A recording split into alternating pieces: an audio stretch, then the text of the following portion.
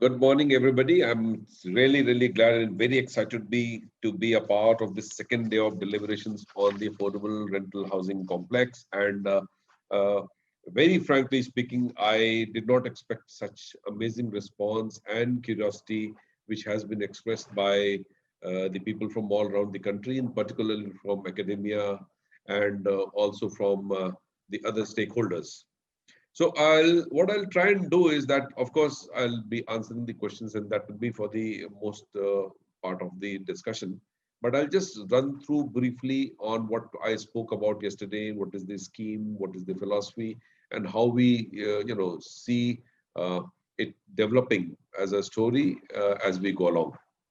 So we know that this COVID was, very important push factor for this policy to come about. Nonetheless, the important part was the realization that rental housing issue needed to be sorted out much earlier on, and it was something which we were, it was an idea whose time has come basically, and not everybody needs ownership-based house. People do not have very large incomes disposable enough to always invest in a housing project, and also that a large amount of houses was stuck uh, in the rental market because people fear the whole transaction when it comes to rental housing on account of there being a very robust tenancy law in the favor of both the parties. So that is something that the ministry is addressing at a much comprehensive level.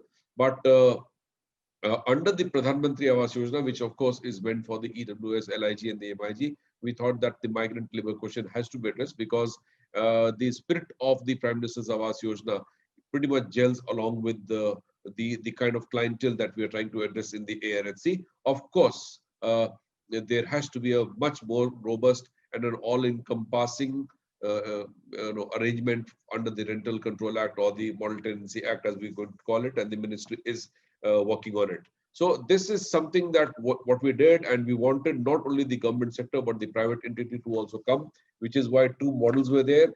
One in which the existing housing stock was to be taken up, and the second was uh, the private entity or the public entity coming on their either own piece of land or through some kind of an agreement between the parties. It could also be an agreement between the government, land, and private ownership parties. It's actually entirely upon the state government how they curate the whole project to be. There are no hard and fast rules in this scheme. The only one or two compliances is that the beneficiary has to be from within the PMOY section. Rest, we've left it to the enterprise of the Indian entrepreneur who would be taking this up along with the state government. The maximum room size also is a variant one. The mix is allowed where a single room, dormitory, and all that would be done. We've taken care of economics. And the institutional rental mechanism has been put in deliberately because we are quite aware that there may be people, those who resist uh, paying rent on time, those who may not, who may just disappear on one fine evening. So you need an institutional mechanism either through the industry to which the rental authorities are in touch with, where people have taken rent, or through an aggregator. Maybe I wouldn't be taking names, but pretty much like OYO and such kind of aggregators. And there may be yet another business opportunity lurking there, where there are n number of aggregators for ARHC who do a very neat job, like in the middleman market, if one would choose to call it, would become more regulated of people, those who want to also deal with the letting out facilities in an ARHC.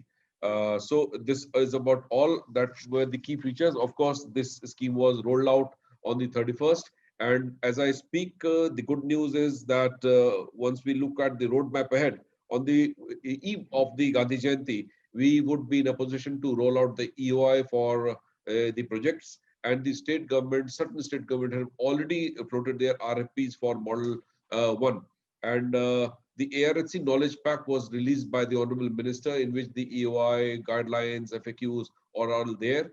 And our website, which is presently the pmoy.gov.in, on which this whole facility is there, would be substituted by the ARHC website very soon now, because it's taking a lot of time to prepare, because we quite anticipate that this will be the play area on which the builder, the banker, the state governments, the ministry, and the people of this country, because Once the accreditations are done, we feel I'm going to talk about that a little later. We will also have an accreditation system in which the people will get to know that this is a class 1 ARHC or a A category ARHC or a B category, depending on facilities. I quite foresee the possibility of certain people being able to see their ARHC on the camera screens, see actually their room. If it is room number 36 in Surat in some locality, he is able to see and satisfy the family that once he goes to Surat in an ARHC, the family is secure enough. And why this will work is because of the simple reason that economics will make it possible to for ARHC owners, so to say, to market their product. Like I've been asked questions on the economics of it. See, it's just like a hotel industry. If you have 5 ARHCs in a city and there are 2 ARHCs where drunkards roam about, where the cleanliness is not proper, where there is some kind of a extraction of rent-seeking people, the people will go to the B1 and go to C1. So the best will survive because of the sheer economics and the openness and transparency that we will try to bring about, sitting about the system on the web portal itself. So that's about it.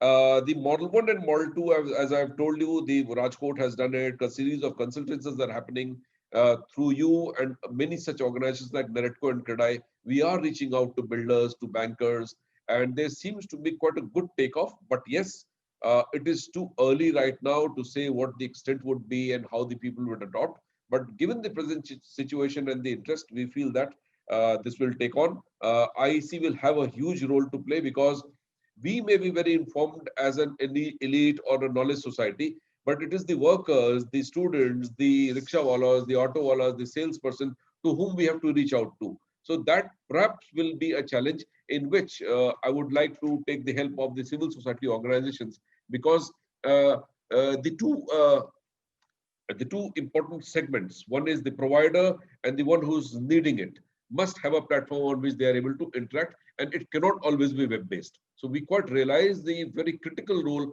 the civil society organizations, the urban local bodies, and also the middle-level managers will have to play in taking this ahead as we go along.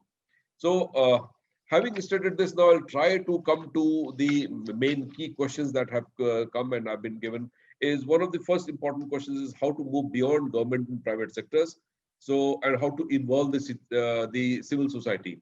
Couple of ideas that come to my mind because, frankly speaking, on the ARHC issues, the ministry would not like to say that we know it all because it's just begun, and we are very open to taking suggestions. PMAY is one of those schemes in which we have brought many changes as I've seen this scheme evolving over the 5 years. And that is the sign of a dynamic, robust, transparent government system where we are able to take on the advantages and take the criticisms also to be able to evolve the scheme, which is why the GSTC came about, rule of technology, MIG and all that, which was introduced later, and also enhancements in BLC houses. So civil society, one role that I can immediately think of is that when the urban local bodies go in for a local survey, the civil society can be involved. In the mobilization of people, those who want to enter into the ARHC, the civil society shall be involved. The social audit of the ARHCs where the facilities are there, the civil society can be involved.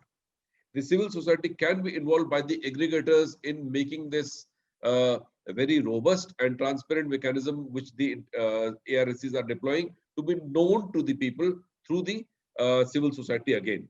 Urban local bodies, we will certainly have to probably conceive of a committee at the local level where there is an interaction between the ARSC owner, the aggregator, the urban local body, and the people, those who belong to that areas, because we don't want them to become typical ghettos where drunkards and illicit activities happen. So there has to be a breathing out and breathing in space between the ARSC owners, between the civil society. And that is where I think that the important role is.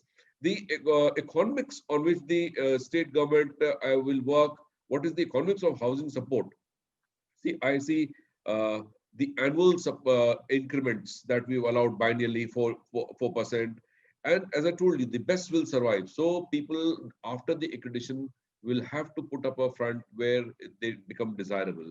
And accreditation is going to help. Also, the TIG that we've given ensures a lot of assistance to the state government. Also, the state governments will be putting in a lot of money and incentive in terms of either FAR space or infrastructure that they will provide in terms of roads, sewer and all that. So there is a built-in of economics that we've tried to work out, but we are open to more ideas coming in what we could do.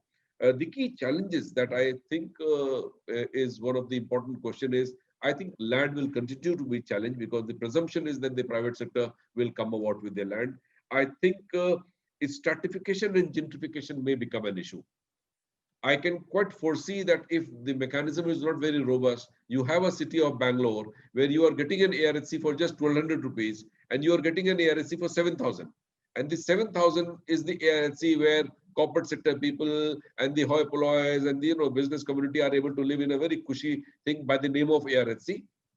And you have a 1200 ARHC where people are just able to make ends. So we have to balance these factors, and that is where again the role of civil society, RTI, and all those things will come into play. Also, I think project finance, banks do not often understand the the perception on which we are able to work because they understand their books, and very rightly so, because NPAs are something that they have to suffer. So banks will have to probably tweak into more a deeper understanding of the kind of massive work that is going on and the social component behind it.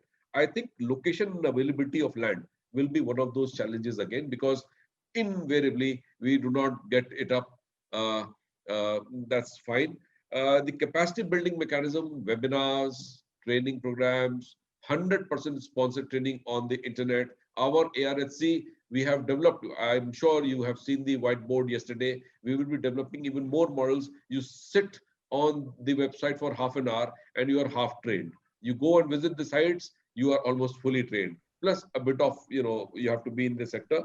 I think we have interacted with the chairpersons, with these committees in the parliament, MPs, so on and so forth. So I think they are reasonably aware, but we will keep going along the way and building in capacities there. So that's my reaction. Thank you very much.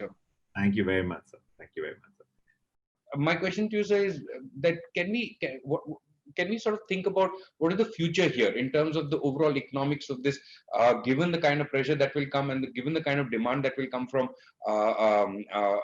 whether it's investors or whether it's people who require this rental housing, would the government of India in the future basically be open to ideas of hybridizing certain income streams, hybridizing certain finance streams, and trying to see if that kind of a mixture, not mixture, well, some new kind of a structure is possible in the rental housing space? I mean, we are thinking of, not 2 years, 3 years, 5 years down the line, but we're thinking about something which will impact things even 20 or 30 years later. It will impact all housing markets at some level. So would you like to just share your thoughts on this? Yes, sir. Come again? So yes, Amrit, I hope you got what I framed as a question. Basically, we're looking at what is the thinking around hybridization between different models. So one example is, can we think of all the PMAY verticals and the rental as part of a ladder that a household is essentially climbing up, that you get to ownership at a point of time, but then there are various things that help you and support you in actually getting to that place? Or are there hybrid models in which vouchers play a role, or other things? I mean, is there an imagination around what are the possibilities, given that the thought on rental has started now? See, we examined the possibility of rental vouchers very early when we were framing this scheme. But let us just calculate a rough figure that suppose the government of India decided that 1,000 rupee voucher would be given per month, and we multiply it by, say, 1 crore people, and then we multiply it over a 12-month period. The stress on the the financial arrangement for the ministry and the government of India seems humongous, and therefore this overall thinking that the private sector has to come in with this as an enterprise, even if the IRR and those things do not really match up. It was not intended to be an attempt by the government to suit the business interests only. That said, the issue of ethical business, the issue of social components cannot be the sole repository and the responsibility of governments only. This is intended largely for such people who have industries, who have manufacturing units, whose units are lying vacant for want of laborers who can work productively at their own sites, largely. This arrangement of ARHC in no way tries to address the problem in its entirety. Because, as I told you earlier, the ministry is working through the housing section division on an overall umbrella approach towards the rental market and tenancy laws and all that. This was an attempt to address a limited clientele who are productively employed in industries, manufacturing, day-to-day business operations. It will not cater to anybody and everybody, from the businessman who is investing it as an yet another option of making money, or for every person who's seeking out rent. Yes, there is a possibility that most migrant laborers, most people in this segment in the EWS, the instance of Lajpat Nagar and such places do not really feature in our mind in a very big way, because the Lajpat Nagar does not quite comprise of places like Munger and Balia and Bhagalpur and Bilaspur, where a large part of the India also exists. The arrangement of 3,000 rand may have been worked out because we took Faridabad in instance. The 13% may be slightly overstated. Things may look different from here, and things may appear different at the ground level, and things may not play out.